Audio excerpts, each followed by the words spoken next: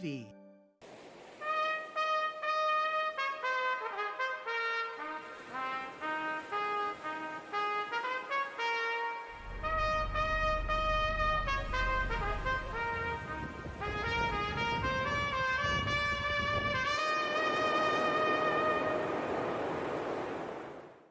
In 2022, Gale Force Winds recorded several interviews with members of MusicNL. Here are two of those interviews now. Welcome to Gale Force Conversations with members of MusicNL. In today's episode, we chat with Rube Rake, a St. John's-based duo of Josh Sandu and Andrew Late. Their latest album begins with an ode to family and friends and togetherness. Sandu and Late have always maximized the duo configuration, even singing together at a single condenser microphone, allowing for space and patience within the songs. The first album ends up being the greatest hits of what you've done so far, says Late. With record number 2, you just want it to be in the ring with the first one, only bigger and stronger. The collection of 10 songs in their latest album, Leaving With Nothing, fits comfortably in the folk tradition of road-worn tales and lost love laments, told across an ever-changing, often lonely landscape. Rube Rake is for late-night wind-downs, long drives, a walk by the water, solitary and steadfast, honest and true. Thanks for joining us. There we go. Yeah, well, what another great opportunity is here in the beautiful Solanche restaurant, downtown St. John's, Newfoundland. Harbor behind us, couldn't be any better than talking to musicians. And I got to tell you, it's great for Music Newfoundland and Labrador to get Gale Force Winds in this conversation. And boy, are these guys exciting. Guys, why don't you go ahead and introduce yourself? Thanks so much. I'm Andrew Late. And I'm Josh Sandu. Right on. Boys, tell us a little bit about growing up. Let's go. Well, I'm from here in St. John's. I was born at the St. Clair's Hospital, just right in behind us here. Been looking out through the Narrows here my whole life, hanging out. I'm a downtownie. I'm as downtownie as you get. You know, been submersed in the music scene from hanging out on my dad's shoulders, going to shows when I was a kid. So where'd you grow up specifically in St. John's? Whereabouts? Craig Miller Avenue, representing Craig Miller Avenue. Grew up in a little townhouse that all those houses were built by the government at the time to house everybody who was working for the Newfoundland Railway. Okay, right on. Mm-hmm. Where'd you go to school? St. Mary's Elementary School, right in the valley. I'm a valley kid. Yeah. And then I guess my junior high school and my high school are now condos. Right on. Now, yeah. Josh, how about you? Sandu is not an East Coast name. No, Sandu is usually people think I'm Indian, but I grew up in Prince George, British Columbia. It's in the interior of BC, kind of right in the center. To a Romanian father. So my mom's from Canada, and my father's Romanian. So that's where the name Sandu comes from, which I think informed a lot of my personality. I have to say, just it was strange. Come on, you got to dive into that a little bit, man. You can't the all open-ended. Maybe I went too far. I don't know. I just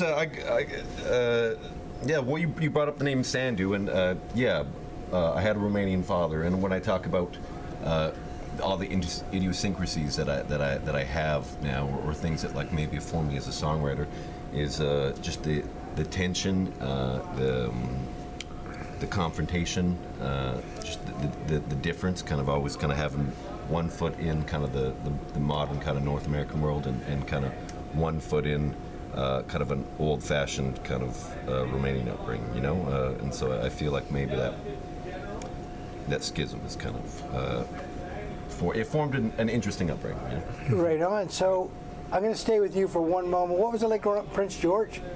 It was great. Well, it smells like sulfur. From Newfoundland, if you know Corner Brook, then you know what it's like. So. But I worked in the newspaper business for 30 years. Okay. So very familiar with the. You're familiar with the pulp mill smell. Yeah. Prince George, I love it. A lot of people talk it down, but if you like being outdoors and stuff like that, it's a beautiful town. But it's a bit of a rougher town, you know. But it's a good spot. And a lot of good music comes from Prince George and goes in Prince George. No doubt about it. Yeah, I didn't know that. So tell me about that. Like, what's the music scene like there? I couldn't tell you too much about what the music scene's like now, because when I left Prince George, I was maybe 25, and it was a very DIY scene. So like I grew up playing in punk bands and stuff like that, and we would just we didn't go to bars or like music venues and play shows. We'd rent out like an art space and put on our own show.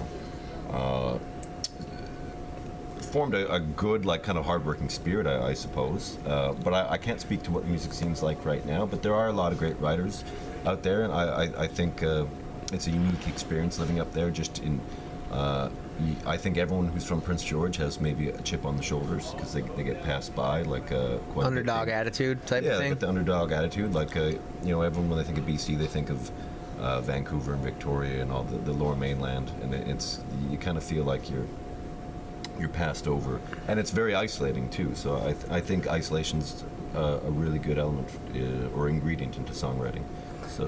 So isolation, underdog attitude. I've heard those things used for Newfoundland many times. Well, no doubt about it. I mean, everybody knows that in our small little core in our St. John's music scene or the Newfoundland music scene that there's a lot of output, but we're still at the edge of the world, so in terms of being an underdog and trying to export your music outward, I mean, even Josh and I, what we try to do is leave physically. Not so great at the internet world yet. We're still working on that part, but Josh and I are trying to be road worn and leave. And I mean, how much harder could it get in Canada than living in St. John's trying to tour Canada? It's the farthest away you can get to any major centers, really, isn't it? Right, 100%. Yeah. So, Andrew, let's stay with you for a second there. Music, a big part of your life growing up. What were the big motivators for you musically? Grandfather, for sure. My grandfather, Rudy Late, was in the beer industry, worked for Newfoundland Brewery, and then when they amalgamated with a couple other small breweries, and then eventually became Molson, he was he was in the entertainment industry, but also anywhere he'd go sell beer, he'd always have a guitar on his back. Big entertainer, worked a lot with the boat tours and Bay Bulls, and anyway, everybody knew Rudy because he was coming with the beer, he was coming with the fun, but he always brought his guitar, and then that kind of trickles down into that side, my father's side of the family. They're big music listeners, and which informed a lot of my taste. Before I even started picking up instruments at all, I was accidentally listening to the coolest music ever, and the music I still listen to. I mean, Jim Croce, it was James Taylor, Allman Brothers Band, some Southern rock stuff, a lot of songwriter stuff, Gordon Lightfoot, all the best stuff. Wow. And there's some stuff that still influences me right now.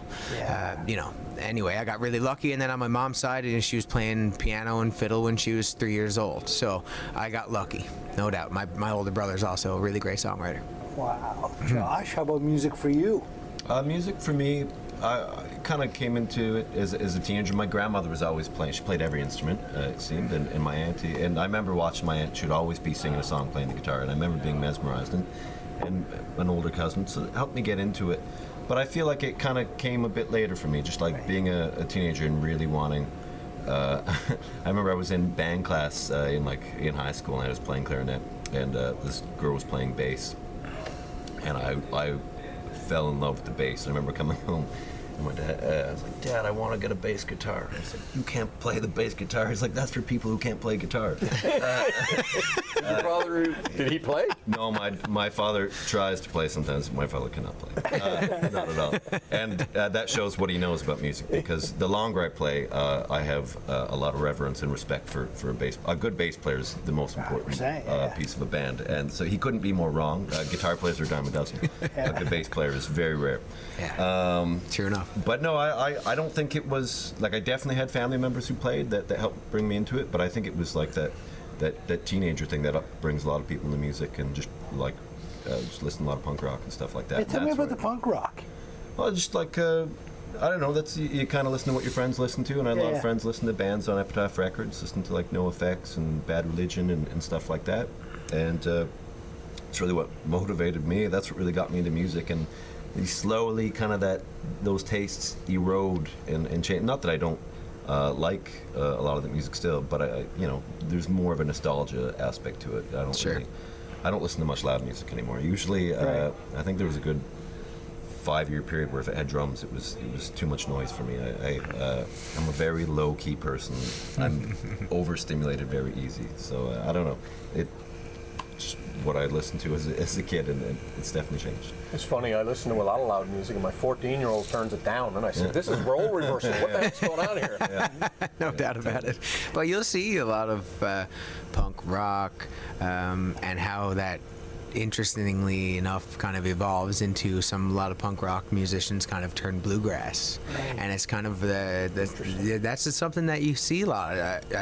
Totally, and just like even just Scruggs style banjo, for example, is something that sometimes there's some overlap with punk rock into bluegrass, and it's not that we play bluegrass, but we're influenced by and love it. But anyway, instrumentation, yeah, you will see. I have noticed, anyways, and friends of mine that started listening to punk rock music often then moved into acoustic, kind of fast acoustic tempo music similar to bluegrass. So were you formally educated in music? Did you study music, take lessons, any of that? I was in university doing some music, but that kind of, I not really. I still can't sit down to a piano and read notation or anything like that. It's kind of alternative approach, kind of very listening to a song 100 times until I could get it type of thing. So it definitely ear trained, still that way. But yeah, totally. I definitely wouldn't want anybody to pass me a score. That's for sure. All right. Yeah, I have no formal training in music, and it's still something I'm still insecure about, but I've managed to get by. But Yeah. no, none. So now, what made you put your finger on Newfoundland and say, I want to go from the middle of BC to the edge of the world? I used to be in a group with my ex-partner. We had a duo, and she played cello, and we've been on tour before, and we've been in Newfoundland. We loved it, and she got into Memorial to play cello. Okay. And I just finished my degree at UNBC in history and political science, so I had nothing to do really. So I came out, moved with her, and things ran their course, and we split up. But she moved back to BC, and I stayed here. I felt like I'd found home. Is that right? Yeah, Tell me yeah. about that experience for you. Finding home in Newfoundland. Finding home? Not the breakup. We don't want to get into that. Everyone's got a breakup story. That's You probably wrote a song about it. well, there was a few, but I try not to have too many breakup songs. That's an overdone song. Anyways, I don't know. It was just a natural thing. When we had broken up, I'd just been accepted to do the education program in Newfoundland, and I figured a lot of it was ego. I figured if I moved back after breaking up, and I felt like I would be kind of putting my tail between my legs, and so it was more out of stubbornness that I decided to stay and just finish off that year. And it was hard at first because I'm a very private, shy person, and it was really hard for me, not knowing anyone in town for a year. But you kind of open yourself up, and life happens, and a little bit at a time, I started to just slowly plant more roots, and then it got to the point where, this is my home now. Just that slow evolution. That's how it happened. Right. So, how did you guys come? How did this collision happen? Yeah, I mean, it totally happened. It was a total fluke. Total fluke. I was playing in a couple of bands in town. Josh was doing his songwriter thing, and we kind of came across each other. Saw Josh play a show one night at a local bar by himself, and he had a banjo in his hand, and he played a Hank Snow song that my grandfather used to sing, and it's like, oh man, like that. Who's this guy? Type of thing. It was that easy for me. At that point, I wasn't playing guitar. I was playing bass at the time, and I didn't even own a acoustic guitar. But when I met Josh, it was. You weren't playing a guitar then, according to his father, right? Well, totally, exactly. It was playing the easy guitar. Anyway, I'm a much better guitar player than I am a bass player at this point, no doubt. But anyway, yeah, we kind of came across each other naturally. Started to get to talking, and I mean, Josh had a bunch of songs written that I really liked, and I have a kind of a natural penchant for harmony. started to sing with Josh. Our first couple shows, I would just sit next to Josh and sing harmony on the choruses. And all of a sudden, I figured that maybe the next thing to do was to get a guitar because it could complement what was happening. Then I pretty much learned how to play guitar around Josh's songs, to be honest. Interesting. Yeah. Wow. Yeah. Did you go up the night you saw him playing the banjo? Did you go up and talk to him that night, or I did you don't. wait? No, it didn't. That didn't happen that way. Yeah. No, because what am I going to say to this cool guy playing banjo? I mean, I'm not this guy. I was playing rock and roll in a couple bands in town, and so it kind of happened slowly. The music scene here is pretty small, guys. So you're going to cross paths again. There's only a couple venues that allow bands with no clout to play those clubs. So my band was playing that same club. So it kind of happened in that really natural, organic St. John's way. No Right. doubt about it. Yeah. That's a cool way, though, eh? That organic St. John's way. So tell me about the first time you played together.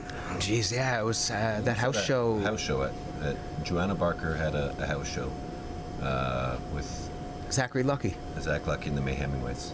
Yeah, and I mean a couple great Canadian bands right there. Zachary Lucky, great country songwriter, and the May Hemingways are some of the most hardworking Canadian touring acoustic bands. Here in St. John's. It was here in St. John's. They were both traveling through. Yeah. Joanna Barker is a really important person in the last 15, 20 years in this music scene. Had listened to Josh sing and wanted him in on the show, and I wasn't even involved in the show. Josh asked me to come and sing a couple songs, and we kind of sat around in that very house concert intimate setting. Worked out great, and we kind of flew from there, didn't we? Yeah. What kind of preparation? It seems like this kind of happened. So, like, were you guys 2 weeks preparing, or? Well, I don't I think. think it was just general jams over. Yeah. I don't remember the specifics, but I think every once in a while we just try and organize jams. And for a long time it was loosely just that. We'd play shows together once in a blue moon when someone would ask us. And that was probably that way for a good 3 years. Okay. And I think 3 or 4 years after is when we finally got a bit more serious and put a record out. Totally. We totally didn't jump right in. I mean, we were kind of both leading separate lives, doing our own thing. And I mean, I think most people's stories in music and bands starts as a passion and a hobby until it isn't. Yeah. Till it is. Right? So then you start to realize what it is. Then you're gonna get the HST number. Then We're still out there yet. Still got a moonlight doing other stuff. yeah, no doubt. The HST number. Yeah. So I mean, now we're at a place where we've decided that this is what we do, and that was a difficult place to arrive. And it wasn't that long before the pandemic that we decided that, and then the pandemic hit. So then we kind of looked at each other and said, "Okay, what kind of decision did we just make?" Because I think a lot of people are in our shoes there. The beginning of the pandemic, early 2020, you're thinking to yourself, "Okay, is this actually an industry?" Right. So the biggest question mark of our lives, really. So getting through the last little while was definitely the hardest part of the journey, no doubt. But now we're on the other side. Tell me about your creative process. Like, how do you guys write together? How's that work? It's ever changing. Yeah. It's ever changing. It's song by song, really. I mean, like I said, when I first met Josh, he had a collection of songs that were really nice, well-written songs. So I knew that I was really lucky, Yeah. And then so it happens. Every song there's a different process. Josh is kind of the chief songwriter. I like to structure and help. But yeah, and then when we get into the studio, we produce together, which is a whole other conversation. So it is definitely song by song basis, no question. You guys squirrel away, go somewhere without any interruption. Yeah, it's funny. But lately, I think I have undiagnosed ADD because I'll go, I think I went the whole period of the pandemic without writing.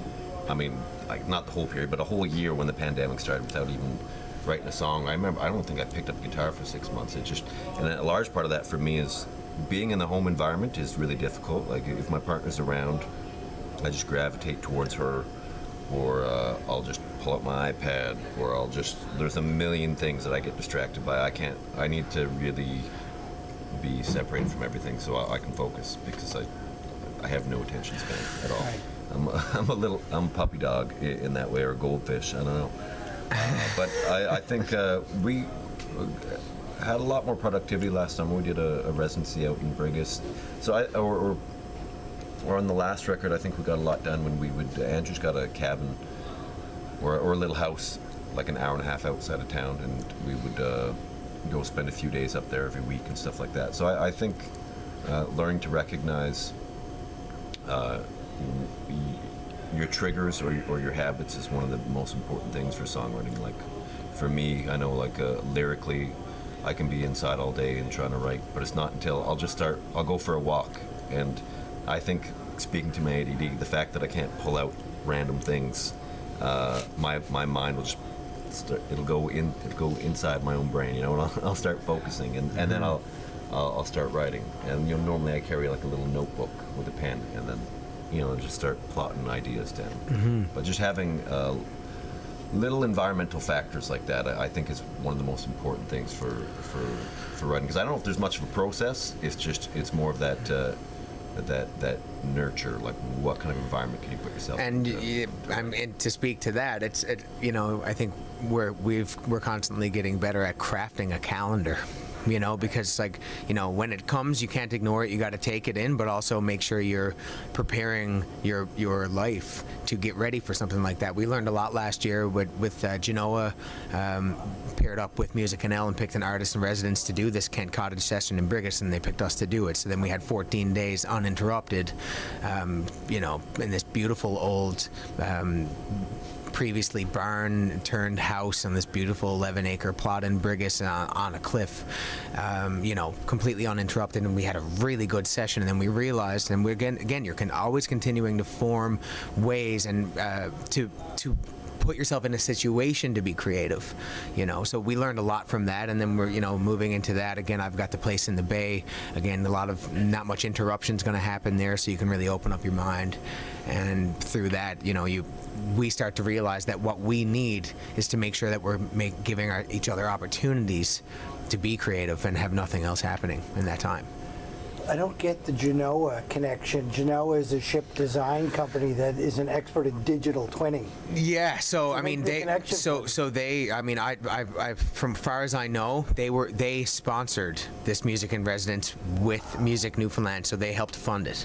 Right. So then we have since met a couple people in Genoa, amazing people who are really, they facilitated that for us.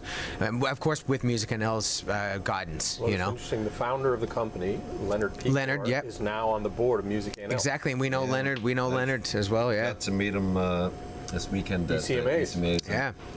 He's a fellow open-back banjo player, and they're very rare in this part of the world. Like in Newfoundland, everyone plays either bluegrass style or four-string like tenor banjo. And it was great meeting Leonard. We talked banjo for a good few hours. It's funny, he posted on LinkedIn this very lengthy post, talked about his experience at ECMAs, and I made a comment. It doesn't surprise me with the gentleman that he is and what he's done, created. MusicNL is in great hands having him on the board, and it's great, Allan, to hear that Genoa has sponsored something. 14 days. Yeah. That was quite the experience. There's no doubt about it. We feel really grateful still, a year later, that they did that for us. Big time. I mean, the songs that we wrote there will be on our upcoming record. At least some of them. But even just finding another way to write, we discovered quite a bit in those 14 days. There's no doubt about it. The creativity in Newfoundland is impressive, whether it's in the music industry, culinary field, whether it's in technology, ship design. The creativity in this place is, I think it's something really special. The people seem to be all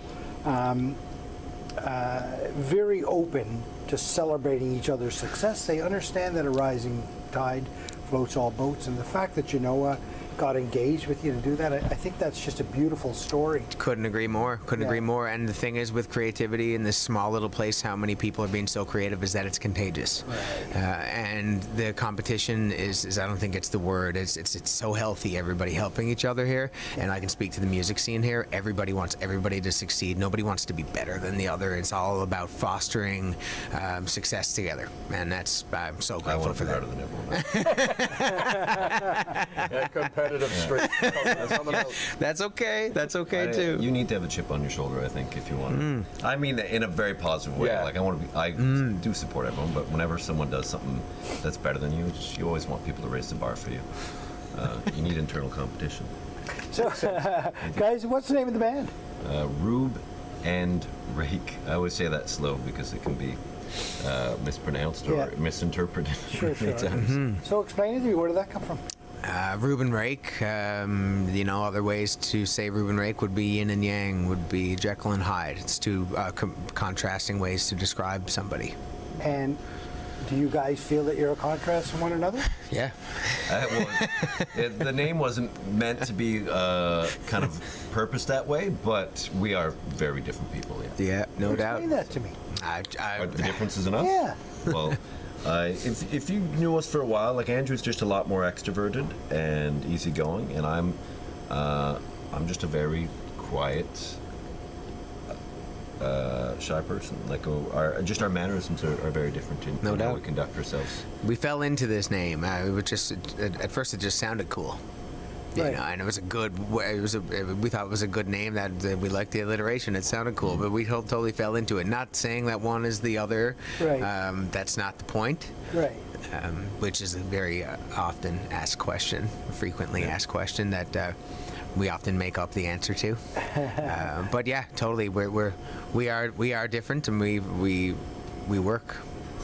Mm-hmm.